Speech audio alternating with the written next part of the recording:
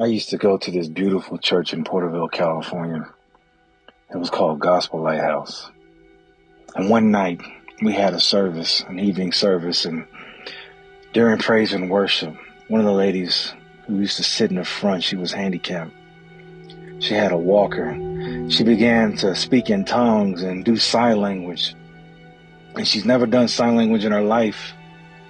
And the pastor caught this and he saw it and he says, "Hold up, stop the music. I believe this lady is speaking from the Lord in sign language.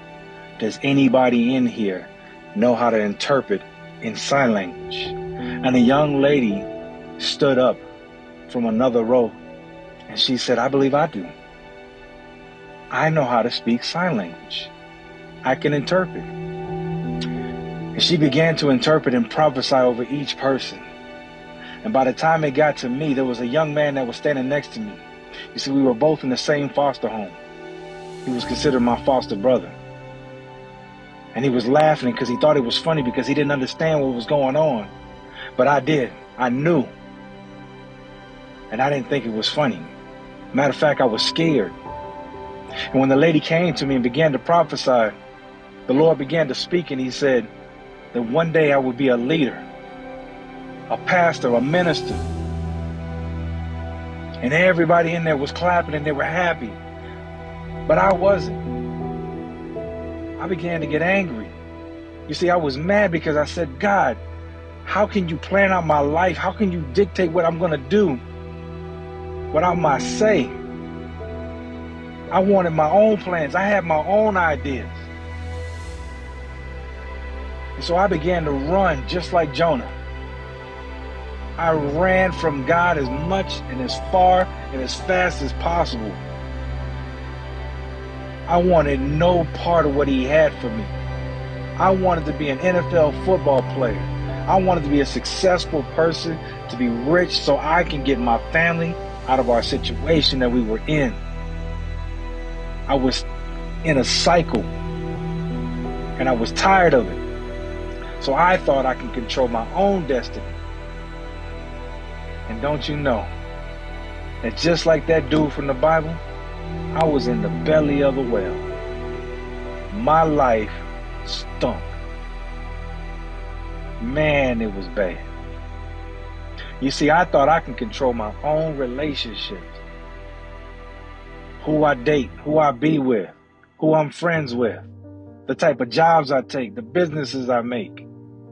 I thought I could control all that because I thought I knew better. But man, I was wrong. It wasn't until I finally hit rock bottom, when I was in the belly and I realized where I was at, that I needed to do something different. Everybody else was stuck in the same cycle. And I was tired of it.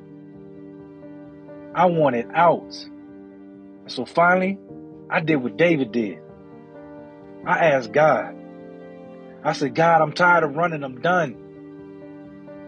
Here am I." And so in Psalms chapter 32, verse 8, God told David, he says, "I will guide you along the best pathway for your life. I will advise you and watch over you." And I said, "God, I want that for myself. Please guide me, Lord. Please help me to take the best path for my life.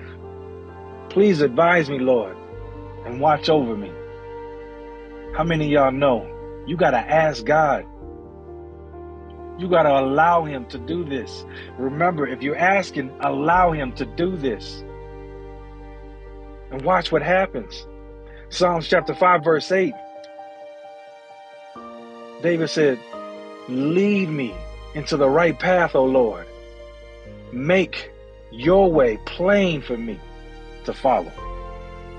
And in Psalms 23, verse 3, he says, this is what God does in your life when you allow him to. He says he renews your strength.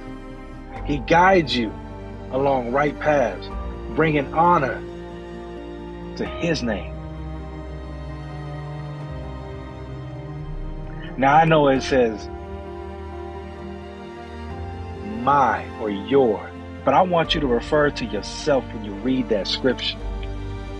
I want you to refer to yourself when you look at that and see what God is capable of doing when you allow him to. See what verse 9 says in Psalms chapter 32. He says, do not be like a senseless horse or a mule that needs a bit and a bridle to keep it under control.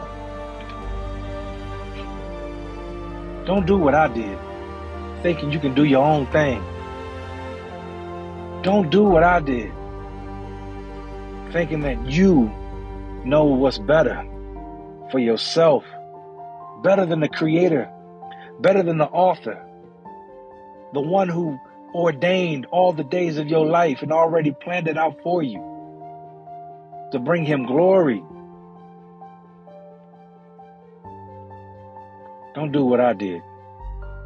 Don't be a senseless animal, a horse or a mule that needs that bit or bridle.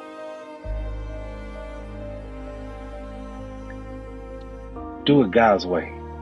Do it the right way. And watch what happens. Well, that's your motivational moment. I love you. God bless. Seize the moment.